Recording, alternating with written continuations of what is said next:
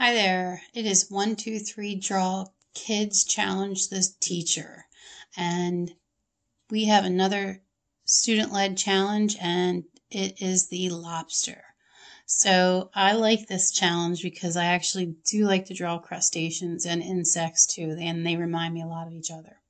So let's get started with finding out where to put him on the paper. So lobsters have claws that extend out past their body. So if his body is here, his claws might be all the way up here. So I'm thinking that like this might be a good size for his body. So I'm going to make an oval. It's just going to be my space holder. I don't need much room at the back end here because there's nothing but a tail back there and it's short. And then over here, I could say, well, I want his claw to be about this big, and the other claw is going to be a little bit thinner and smaller, but close to the same size. And I think these are good spots for my lobsters to get started. So his face is kind of peculiar. The center part of it comes to a point. So we're going to put a little point right there. And it kind of turns into the eyes. So it's like a letter V that has two circles on the end. Now, those eyes are going to be detached from that circle. So I make one circle go above that spot a little bit. So there's two little black dots right there. And from there, underneath of it, I'm going to make a rectangle like this and another rectangle like this. And I'm going to put some lines on that. These are going to be his tentacles. And we'll go back and add those tentacles at the end, but that's where they're going to grow out of. Okay, so next we're going to go on to the top of his head. And it's a peculiar kind of shape here, so it's not really one that I can say, oh, it's a rectangle. It's not. So I'm just going to come in a little. And keep in mind there's also so many different species of lobsters, so like this is not the only way to draw a lobster. All right, that goes around like that. And then the next part is a little bit larger. Now this is the part where all the arms or legs grow out of. So it's going to be in a big section. Like this was pretty big. This is going to be pretty big too. And I'll make this one kind of curve right there. But it's just going to kind of go up the sides. So we'll just kind of go with that oval that's already there and reinforce those lines. Next, we're going to go on to his tail, which is a series of lines. So we're going to make two little lines that go down and a curve that goes across. Two little lines that go down, curve that goes across. Two little lines. This is how I would draw a bee or a hornet's body too. Two little lines down and then one across. Two little lines down. And when you feel like the lobster's tail is about as long as these two parts put together and they kind of match, that's when you're done. Or if you get close to the bottom of the paper and you don't have any room, you're done. All right, so the last one's just going to be an oval-ish shape. Now this tail kind of has like a little fan on the end of it, but it's got sections. So even though this is the shape that I'm going to draw, I'm going to do it in sections. So we'll make this like a little triangle shape, and then another one there, another one here. All right, and then they can also have lines in them. So you could fill those up with lines. Like a fish has fins, they would have lines in them. And while we're here, we might as well finish all the little legs that he has. So it's kind of like a spider. It has 4 legs on either side. So before I start, I like to plant where the legs are going to go. So I'm going to do 1, 2, 3, 4. 1, 2, 3, 4.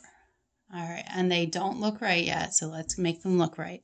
So they have to have sections. So we're going to make little rectangle sections like French fries. One section, and that section can bend. So we can make the next section have a little bend in it. So it's rectangle, rectangle. And then the last little rectangle can have a shark fin on the end, like a real sharp tooth or point. All right, let's do this one. Rectangle, rectangle, it can bend, rectangle, and then sharp point. So 3 sections. And I'm not worried if one is bigger than the other. It's okay. All right, next one, section. We can bend either this way or that way, so you can pick, or it can just go straight. Section, third section, and then claw. All right, next one.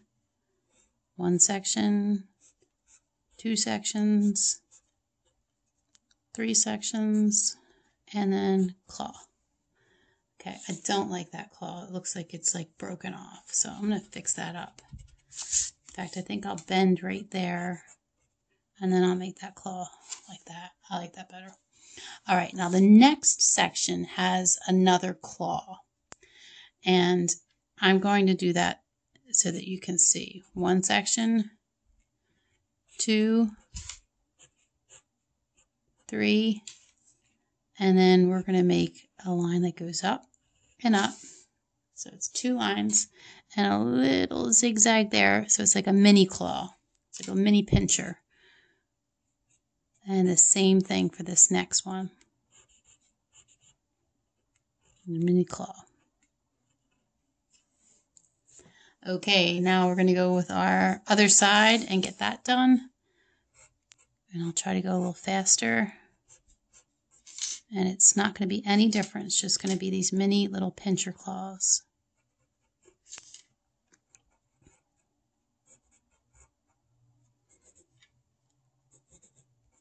Lobsters can live to be very old.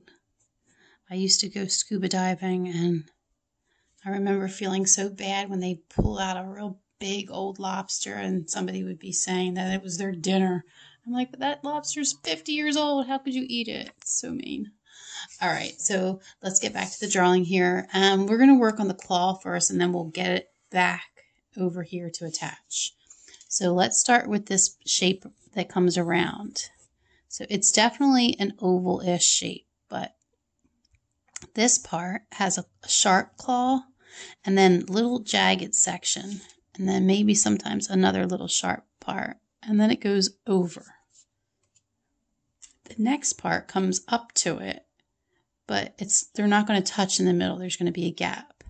So they'll touch at the point, and that'll be sharp, and then there'll be the little jagged teeth, and then it'll run into the other side.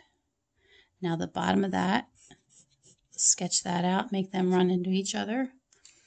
And we'll make this a little less ovalish, kind of square off that bottom.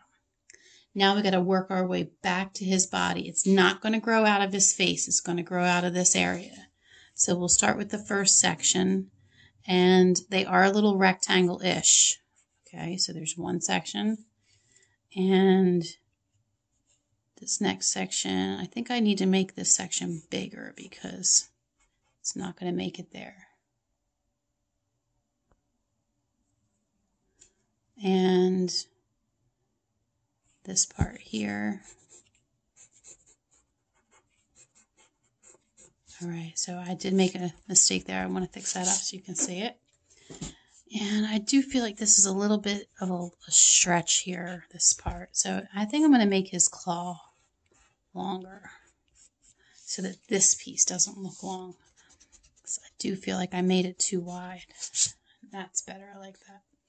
All right, so let's start over here now. I want these two arms to kind of match. I just want the claw to be smaller, so I'm not going to go with that one. Let's start right there, same spot, make them look the same. And these claws could be underneath or they could be over. It doesn't matter. Next section, so I'll pretend it's over. All right, and this is where this other claw is going to begin.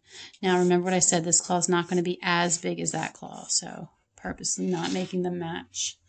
And it's going to have the same thing where it's going to have the little piece that goes down there. And then this piece is going to come over that way. Then we're going to do the same thing. Sharp claw, little jagged parts, open spot right there. All right, we'll get rid of some of this. And we're on to doing shadows. And before we do that, we're going to make the tentacles. So the tentacles are going to come out naturally curve. They don't have to be the same. And if you wanted to make those get thicker and then turn into itself to get thinner, so thicker and thinner, we've done these lines many times. And then you can put little dashes until they turn into dots on those lines, and that'll give them an element of realism. And then they're going to have 3 or 4 little feelers that come out of here. And we are ready for shadow. So now you should have a blender. And you're going to be coloring a little bit with your pencil. So since these are sections that get a little bit of darkness underneath of every one of them, I'm going to put a little pencil down, and then I'm going to use my blender and blend on that. Now, if this is hypothetically sitting on the table, there might be a shadow underneath. So you could go ahead and shadow underneath of there. You could even put some shadow like it touches one claw and goes back to the body, touches and go back, like we're hovering above this creature, and you can see the shadow that's above it. And then work your way back to the body. And then just work on some blending and shadowing around his body. So right on it. So we don't want him to look like he's just an outlined pencil drawing. We want him to look like he's a black and white image. So we're using the blender to shadow that stuff in. And the same thing is going to happen over here. And maybe even some extra shadow right there. So everywhere that, maybe looked like a mistake, if I blend on it and give it some shadow, those mistakes end up becoming part of the drawing and really kind of enhancing the natural outline of them without, trying to make everything look so perfect. It just looks natural. So a little shadow there. You can put a little shadow on the ground if you want. A little bit of shadow there. Now, if you put shadow against something like that and you feel like it makes it just look like we messed up, sharpen the edges. Always go back and sharpen your edges where a shadow hits an object. Okay, so let's finish out this with some more light coloring. Really, really super light coloring. The lighter you are, the better it smears because it sits on the surface. Blend it with your finger or blend it with your blender. Sharpen up some lines, and you could say you're done. Best wishes.